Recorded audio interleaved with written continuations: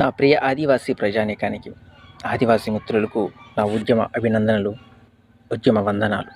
నా పేరు శ్యామల రేవర్మ, భద్రాద్రి కొత్తగూడెం జిల్లా దుమ్మగూడెం మండలం గౌరారం గ్రామ ఆదివాసీ యువకుడిని. ఈరోజు తెలంగాణ రాష్ట్ర వ్యాప్తంగా నెలకొన్నటువంటి ప్రధానమైన చర్చనీయ అంశం ఏమిటి అని అంటే, అక్రమంగా ఎస్టీ జాబితాలో చేర్చబడినటువంటి లంబాడా సోదరులను తొలగించడం గురించి. 1976లో రాజకీయ వ్యూహాలతో, రాజకీయ స్వార్థ ప్రయోజనాల కోసం వారిని అక్రమంగా అడ్డదారులు ఎస్టీ జాబితాలు చేర్చడం జరిగింది. ఇప్పుడు ఏదైనా ఒక కమ్యూనిటీలో చేర్చాలన్నా, తొలగించాలన్నా రాజ్యాంగంలోనే ఆర్టికల్ 342 ప్రొసీజర్ ఫాలో అవ్వాలి. ఇప్పుడు ఆదివాసి అంటే ఎవరు, అసలు ఆదివాసి అంటే ఎవరు అని అంటే కొన్ని లక్షణాలు ఉంటాయి. ఆదివాసి ఎవరు? ఆదిమ లక్షణాలు, ఆదిమ తెగ. ఎలా అని అంటే, ఆదివాసి అటవీ ప్రాంతంలో జీవించేవాళ్ళు, అటవీ సంపద, అటవీ ఉత్పత్తుల మీద ఆధారపడి బ్రతికేవాళ్ళు, పోడు వ్యవసాయం మీద ఆధారపడి బ్రతికేవాళ్ళు, నాగరికతకు దూరంగా ఉండేవాళ్ళు, సంస్కృతి సాంప్రదాయాలు బయట ప్రపంచానికి భిన్నంగా ఉంటాయి. ఇప్పుడు నలుగురితో కలవడానికి ఇబ్బంది పడేవాళ్ళు, బిడియం, ఇటువంటి లక్షణాలను ఆధారంగా చేసుకొని ఆర్టికల్ 342 ప్రకారం వీళ్ళు ఎస్టీ, వీళ్ళు schedule tribes, 5th schedule area మొత్తం వీళ్ళు షెడ్యూల్ ట్రైబ్స్ అని రాజ్యాంగం గుర్తించడం జరిగింది. అయితే 1976లో రాజకీయ వ్యూహాలు, రాజకీయ ప్రయోజనాల కోసం అక్రమంగా మన లంబాడా సోదరులను మన ఎస్టీ జాబితాలో చేర్చడం జరిగింది. దీనివల్ల ఏంటంటే, మన ఆదివాసీ ప్రజానీకానికి, ఆదివాసీ జాతికి తీరని నష్టం, తీరని అన్యాయం జరిగింది. ఎందుకంటే ఇప్పటికీ చాలా వెనకబడి ఉన్నాం. మన జాతి మొత్తం చాలా వెనకబడి ఉన్నాం. ఆర్థికంగా కానీ, సామాజికంగా కానీ, విద్యాపరంగా కానీ, ఎందులోనైనా చాలా వెనకబడి ఉన్నాం. ఇప్పుడు వారిని చేర్చడం వల్ల 1970, 1960 ఆ సమయంలో వారి యొక్క జనాభా 1,00,000 కంటే తక్కువ ఉంది. 90,000 చిల్లర, 90,000 పై చిలుకుంది. 2025 సంవత్సరానికి వచ్చేసరికి వాళ్ళ జనాభా సంఖ్య 40 లక్షలు పై చిలుకైంది. అంటే ఇది వలసలు కాదంటారా? మన జనాభా అప్పుడు 4 లక్షలు ఉంది. 1965, 70 ఆ సమయంలో మన ఆదివాసీ జనాభా సంఖ్య 4 లక్షల పైచిలకు ఉంది. ఇప్పుడు 10 నుండి 12 లక్షలు మాత్రమే ఉంది. సో దీనివల్ల ఈ 10 లక్షలు ఎక్కడ, 40 లక్షలు ఎక్కడ? ఈ పోటీని ఆదివాసీ జాతి తట్టుకోగలదా? అది ఉద్యోగాలు కానీ, ఇందులోనైనా ఏ కులువులైనా కానివ్వండి, తట్టుకోగలదా ఆ పోటీ? ఆలోచించాలి. బయట వేరే సమాజం కూడా ఈ యొక్క అన్యాయం గురించి కొంచెం ఆలోచించవలసిందిగా కోరుతూ ఉన్నాం. ఈ క్రమంలో మన భద్రాచలం శాసనసభ్యులు డాక్టర్ తెల్ల వెంకట్రావు గారు, ఆదిలాబాద్ మాజీ ఎంపీ సోయం బాపురావు గారు, వారి నేతృత్వంలో న్యాయ పోరాటం, చట్టబద్ధత లేని ఎల్బిడి సోదరులను ఎస్టీ జాబితాలో నుండి తొలగించాలి అనే ఉద్దేశంతో న్యాయం కోసం సుప్రీంకోర్టులో పిటిషన్ వేయడం జరిగింది.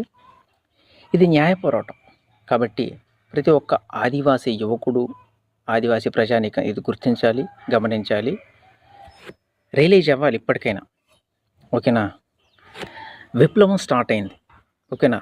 ఉద్యమం ఇప్పుడు ముందుకెళ్తుంది. మన న్యాయం కోసం మనం సుప్రీంకోర్టులో వేసినటువంటి పిటిషను, ఆ కేసు నడుస్తుంది కాబట్టి మనం ఇప్పుడు న్యాయం కోసం రోడ్డు ఎక్కాలి. న్యాయం కోసం మనం ఇప్పుడు రోడ్డు ఎక్కకపోతే ఏమనుకుంటారు?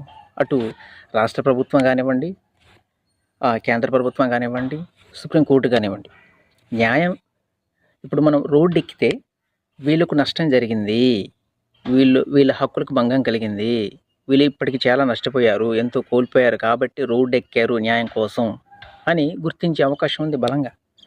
నువ్వు ఇప్పుడు సరే, ఇది మన సమస్యే, జాతి సమస్య. ఇది ఒక్కరు వెంకటరావు గారి సమస్య, స్వయం బాపురావు గారి సమస్య, నా సమస్య మాత్రం కాదండి. ఇది అందరి సమస్య. మనం కోల్పోయినటువంటి హక్కులను పొందడం గురించి మనం ప్రత్యేక రిజర్వేషన్లు ఏమీ అడగట్ల.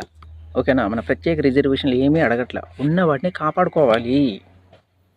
మన జాతి మనుగడ, మన జాతి అస్తిత్వం కోసం ఉన్న మనకి ఏవైతే రాజ్యం కల్పించిన హక్కులు ఉన్నాయో వాటిని కాపాడుకునే బాధ్యత ప్రతి ఒక్కరి మీద ఉంది. అయితే ఈ ఉద్యమం ముందుకు కొనసాగాలంటే ప్రతి ఒక్కరూ ఒక ఉద్యమ శకలం, ఒక ఉద్యమ స్ఫూర్తితో ముందుకెళ్ళాలి. లేకపోతే అది మధ్యలోనే ఆగిపోతుంది. ఇప్పుడు ఎస్టీ జాబితాలో లంబాడ సోదరుల్ని మన ఎస్టీ జాబితాలో చేర్చినట్టుగా అడ్డదారులు రేపు పొద్దున ఇంకెవరైనా రావచ్చు, చేర్చబడవచ్చు. అర్థమవుతుందా? కాబట్టి ప్రతి ఒక్క ఆదివాసీ యువకుడు, ప్రజానీకం ఈ ఉద్యమాన్ని ముందుకు తీసుకెళ్ళి ప్రభుత్వం దృష్టికి, సుప్రీంకోర్టు దృష్టికి తీసుకెళ్లే విధంగా ప్రతి ఒక్కరు పోరాడాలి, న్యాయ పోరాటం చేయాలి. ఇంకొకటి ఏంటంటే బాధాకరమైన విషయం, చాలా అంటే చాలా బాధాకరమైన విషయం. మనం అన్నిటికీ సమయం ఉంటుంది. ఏది టైంపాస్, పబ్జీలను, free fire game mobile games ఆడుకోవడానికి టైం ఉంటుంది, బయట మందు సిట్టింగ్ వేయడానికి సమయం ఉంటుంది, సినిమాలు చూడడానికి సమయం ఉంటుంది, పనికిరాని విషయాలు చర్చించుకోవడానికి సమయం ఉంటుంది. కానీ జాతి ప్రయోజనాల కోసం, జాతి హక్కులను కాపాడుకోవడం కోసం రాజ్యాంగం మనకి ఏవైతే హక్కులు కల్పించిందో వాటి పరిరక్షణ మన బాధ్యత.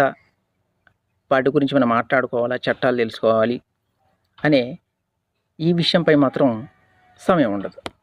బిజీ ఆలోచించాలి. కొంచెమైనా ఉందా? చెప్పేది నీకే, కొంచెమైనా ఉందా లేదా ఆలోచన? ఎవరి కోసం పోరాటం? ఇది కేవలం డాక్టర్ వెంకట్రావు గారి గురించా, ఆయన సమస్య, స్వయం బాపురావు గారి సమస్య, లేక నా సమస్య? అందరి సమస్య కాదండి ఇది. రాజకీయ ప్రయోజనాల కోసం కాదు కదా. ఆలోచించాలి. సరే, ఒకవేళ ఇది పొలిటికల్ స్ట్రాటజీ అనుకోండి. ఇప్పుడు నేను వెంకట్రావు గారికి సపోర్ట్ చేయట్లేదు, స్వయం బాపురావు గారికి సపోర్ట్ చేయట్లా. వాళ్ళు ఏదైతే మన సమస్యను సుప్రీంకోర్టు దృష్టిలో తీసుకెళ్లారో ఆ సమస్య పరిష్కారం కోసమే నేను సపోర్ట్ చేసేది. అర్థమవుతుందా? ఇది నా సమస్య, మీ సమస్య, అందరి సమస్య. కాబట్టి ప్రతి ఒక్కరూ సహకరించాలి. ఓకేనా? సెప్టెంబర్ 28వ తారీఖున మన భద్రాచలం కేంద్రంగా భారీ బహిరంగ సభ నిర్వహించడం జరుగుతుంది. కాబట్టి ప్రతి ఒక్క ఆదివాసీ ప్రజానీకం, ఆదివాసీ యువకులు, ఉద్యోగులు అందరూ కూడా హాజరై ఈ కార్యక్రమాన్ని విజయవంతం చేస్తారని ఆశిస్తున్నాను. ఇంకొకటి ఏంటంటే ఈ వీడియో, ఈ మాటలు ఎవరి మనోభావాలను దెబ్బతీయడం మా ఉద్దేశం కాదండి. ముఖ్యంగా లంబాడ సోదరులు, లంబాడ మిత్రుల యొక్క మనోభావాలు దెబ్బతీయడం మా ఉద్దేశం కాదు. మేము చేసే పోరాటం న్యాయ పోరాటం.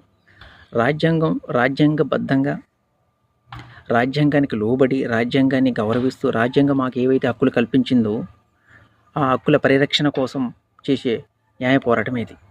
ఓకేనా? ఇప్పటి వరకు మేము స్వాతంత్రం వచ్చినప్పటి నుండి మేము ఇప్పటి వరకు మా హక్కుల ద్వారా పొందాల్సినటువంటి బెనిఫిట్స్ ఏవైతే ఉన్నాయో వాటిని కోల్పోయాం ఇప్పటి వరకు. సో ఆ బాధతో చేస్తున్నటువంటి ఉద్యమంలోని భాగమే ఇది. ఓకేనా? కాబట్టి ప్రతి ఒక్కరూ గమనించి అర్థం చేసుకుని సహకరిస్తారని ఆశిస్తూ, జై ఆదివాసి, జై తెలంగాణ, జై భారత్. ఆదివాసుల ఐక్యత వర్ధిల్లాలి. Thank you.